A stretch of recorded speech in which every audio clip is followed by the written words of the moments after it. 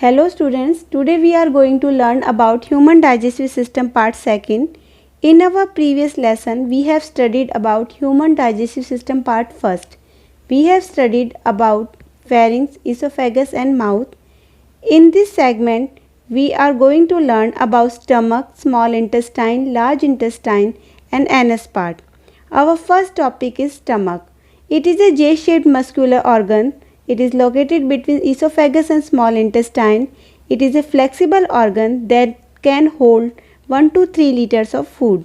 ये इतना ज़्यादा फ्लेक्सिबल होता है कि एक टाइम में 1 से लेकर 3 लीटर तक फूड ये होल्ड कर सकता है. Stomach is divided into 3 parts: cardiac part, pyrolus part and fundus part. Cardiac portion. It is the larger left portion you can see in the diagram. It is joined with esophagus. ये वो part है जो सबसे बड़ा है, left में है और esophagus से कनेक्टेड रहता है. Second part is pylorus, smaller right region, यानी ये राइट पोर्शन है, स्मॉलर है. It is joined with small intestine. ये स्मॉल इंटेस्टाइन से जुड़ा रहता है. Third part is fundus portion. It is a middle portion. It is just under the diaphragm.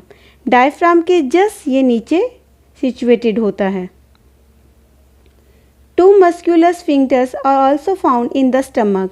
2 muscular sphincters. Sphincter का मतलब होता है ऐसी मसल्स जो अवरोधनी है, यानी किसी डोर को ओपन और क्लोज करवाती है. उनमें कॉन्ट्रैक्शन और रिलैक्सेशन की पावर मिलती है. तो ऐसी मसल्स को हम स्फिंक्टर मसल्स कहते हैं और ये यूजुअली उन जगहों पे मिलती है जहाँ पर फ्लो को कंट्रोल करना होता है. यहाँ पर स्टमक और ईसोफेगस के बीच में एक स्फिंक्टर मिलेगी और एक स्फिंक्टर है स्मॉल इंटेस्टाइन और स्टमक के बीच में. जो ईसोफेगस और स्टमक के बीच में है उसे कहते हैं कार्डियक और लोअर ईसोफेगियल स्फिंक्टर. जो स्फिंक्टर स्मॉल इंटेस्टाइन और स्टमक के बीच में है उसे पायरोलिक स्फिंक्टर कहते हैं. Cardiac sphincter. This divides the pharynx and the stomach and do not allow the movement of acidic food from the stomach back to the oesophagus and pharynx. हम पहले पढ़ चुके हैं बहुत सारी क्लासेस में कि स्टमक के अंदर इस समय HCl है और फूड जो है एसिडिक हो चुका है. किसी भी कंडीशन में कार्डियक स्फिंक्टर अलाउ नहीं करती है कि फूड ईसोफेगस में बैक चला जाए, इसीलिए वो एसिडिक फूड की मूवमेंट को कंट्रोल करती है. Pyloric sphincter. This divides the stomach and small intestine and controls the movement of food from stomach to small intestine. ये स्टमक और स्मॉल इंटेस्टाइन में जो फूड की मूवमेंट हो रही है उसको कंट्रोल करती है. जब तक प्रोटीन का half digestion means partial digestion of protein अगर स्टमक में नहीं हो जाता, उस टाइम तक वो स्टमक में फूड को होल्ड करके रखती है. इसीलिए स्टमक एक स्टोरेज ऑर्गन का भी काम करता है. जैसे ही प्रोटीन का डाइजेशन हो जाता है, पायरोलिक स्फिंक्टर अलाउ करता है फूड को स्मॉल इंटेस्टाइन में जाने के लिए. अगर हम स्टमक के फंक्शन देखें तो फर्स्ट फंक्शन है केमिकल डाइजेशन. पेप्सिन एक एंजाइम इसके अंदर मिलता है जो प्रोटीन को पॉलीपेप्टाइड्स में कन्वर्ट कर देता है. मैकेनिकल ब्रेकडाउन, यानी ये फूड को पीस कर चून की तरह यानी एक मूसल की तरह कार्य करती है और इसकी जो अंदर की लेयर्स हैं बिल्कुल मैकेनिकल ब्रेकडाउन करेगी, खाने को बिल्कुल पीस के चूरा कर देगी, चून कर देगी. तो ये मैकेनिकल ब्रेकडाउन का भी काम करता है. गैस्ट्रिक जूस इसमें ऐड हो जाता है, HCl इसमें ऐड हो जाता है. तो जो खाना हमने अभी माउथ से खाया है वो लिक्विफाइड हो जाएगा, उसकी लिक्विड की क्वांटिटी बढ़ जाती है. कुछ लिमिटेड क्वांटिटी में अब्जॉर्प्शन करता है ये वाटर का, अल्कोहल का या सम लिक्विड सॉल्युबल ड्रग्स. जो कि लिपिड सॉल्युबल ड्रग्स होती है उनको कुछ क्वांटिटी में अब्जॉर्ब करता है. इसके अंदर HCl मिलता है जो माइक्रोब्स से, यानी अगर आपने खाने के साथ कुछ बैक्टीरिया या फिर कुछ वायरस या कोई छोटा माइक्रो ऑर्गेनिज्म खा लिया है तो HCl जो कि हमारे स्टमक के गैस्ट्रिक जूस के अंदर है उस माइक्रोब से हमारा डिफेंस करेगा, यानी हमारी रक्षा करेगा. हमारा जो नेक्स्ट पार्ट है that is small intestine. The small intestine is continuous with the stomach at the pyloric sphincter. हम ये पीछे वाले सेगमेंट में पढ़ चुके हैं कि स्टमक के पायरोलिक स्फिंक्टर से यह स्मॉल इंटेस्टाइन शुरू होती है and leads into the large intestine at the ileocaecal valve. और लार्ज इंटेस्टाइन से एक वॉल इलियोसिकल वॉल के थ्रू जुड़ी हुई रहती है। It is a little over 7 metres long, ये 7 मीटर तक लंबी हो सकती है। Lies in the abdominal cavity जिसे हम उदर भी कहते हैं, पेट भी कहते हैं, उसके अंदर होती है। Surrounded by the large intestine, और इंटेस्टाइन ने इसको चारों तरफ से घेरा हुआ होता है। In the small intestine the chemical digestion of food is completed. Small intestine के अंदर फूड का डाइजेशन, केमिकल डाइजेशन पूरी तरह कम्प्लीटेड हो जाता है। Most of the absorption of nutrient take place, इसके अंदर कुछ न्यूट्रिएंट का अब्जॉर्प्शन भी होता है, यानी मैक्सिमम अब्जॉर्प्शन और मैक्सिमम डाइजेशन स्मॉल इंटेस्टाइन तक कंप्लीट हो जाता है। Small intestine is divided into 3 different parts. Small intestine को हम 3 पार्ट्स में डिवाइड कर सकते हैं। Duodenum, it is the first and the smallest part of the small intestine, ये सबसे पहला पार्ट है और सबसे छोटा पार्ट है स्मॉल इंटेस्टाइन का। Attach to the stomach, stomach से जुड़ा रहता है। Which plays the most important role in the biochemical digestion of the food by the enzyme, इसका chemical digestion of the food में मेन रोल है, क्योंकि जितने भी एंजाइम हैं, चाहे वो पैंक्रियाज के पैंक्रेटिक जूस के एंजाइम हो, चाहे वो बाइल जूस के एंजाइम्स हो, चाहे वो इंटेस्टाइनल जूस के एंजाइम्स हो, वो सब एंजाइम्स इसी में वर्क करते हैं और फूड का कम्प्लीटली बायोकेमिकल डाइजेशन करवा देते हैं। इसका सेकंड पार्ट है jejunum. Jejunum is the central part of the small intestine. Jejunum central part होता है स्मॉल इंटेस्टाइन का। Dietary juices digested in the duodenum are absorb, यहाँ पर मेनली फंक्शन अब्जॉर्प्शन का होता है। डाइटरी जूसेस को अब्जॉर्ब किया जाता है। The function of absorption is mainly conducted by special type of cells called enterocytes. Absorption का फंक्शन स्पेशल टाइप की सेल एंटेरोसाइट्स करती हैं। थर्ड पार्ट है ileum. This is the terminal portion of the small intestine which opens in the large intestine. सबसे last का सिरा terminal portion है small intestine का, जो लार्ज इंटेस्टाइन में ओपन करता है।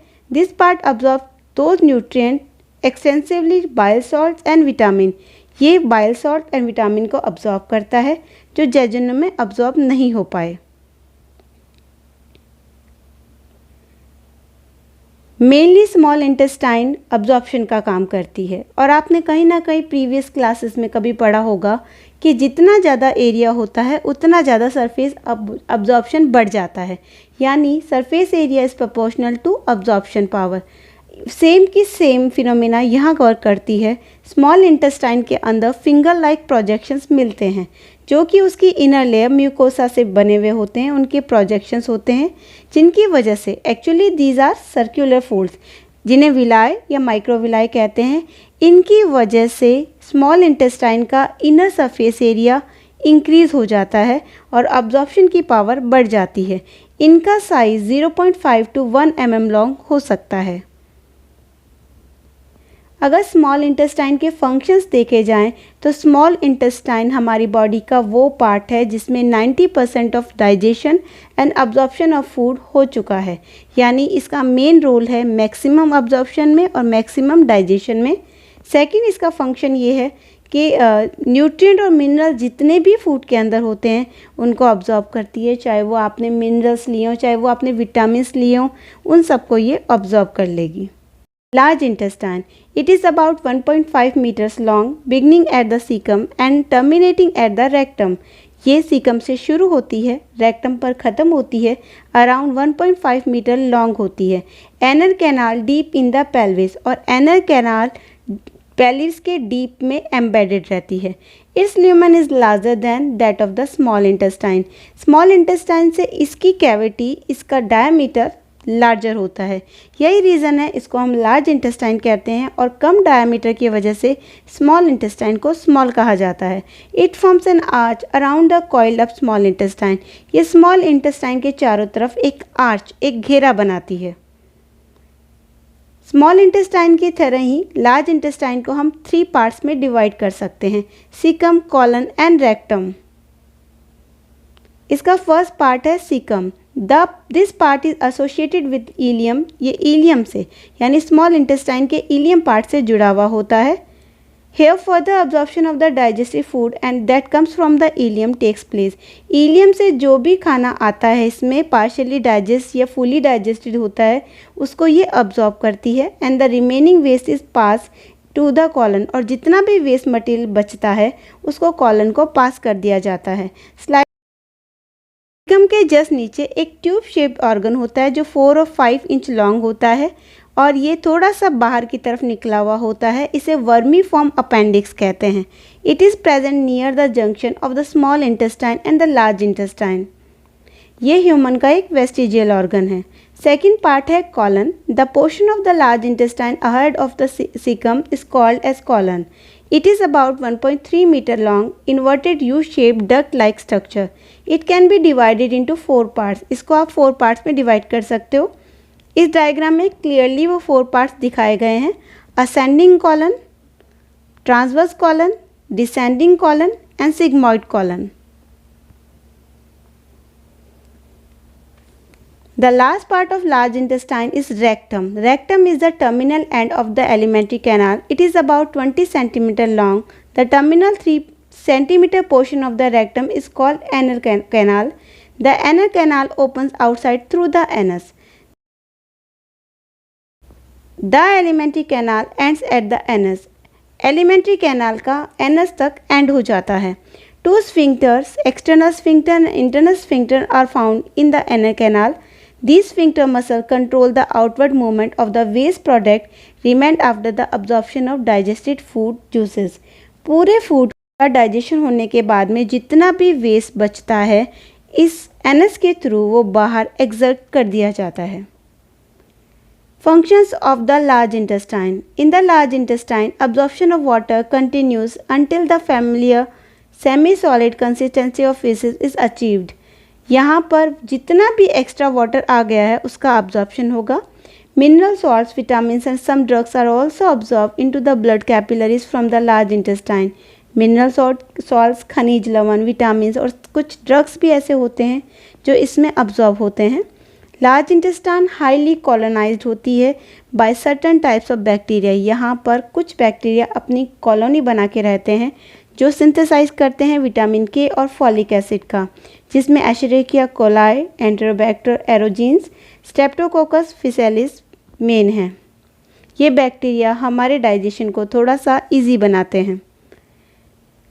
एलिमेंट्री कैनाल का लास्ट पार्ट है the anus. The anal canal is a short passes about 3.8 centimetre long in the adult and leads from the rectum to the exterior. Two sphincter muscles control the anus, the internal sphincter and external sphincter. Now the human digestive system morphology means structure of human digestive system is completed, and in our next segment we will study about the digestive glands. These are also called accessory glands and help in digestion.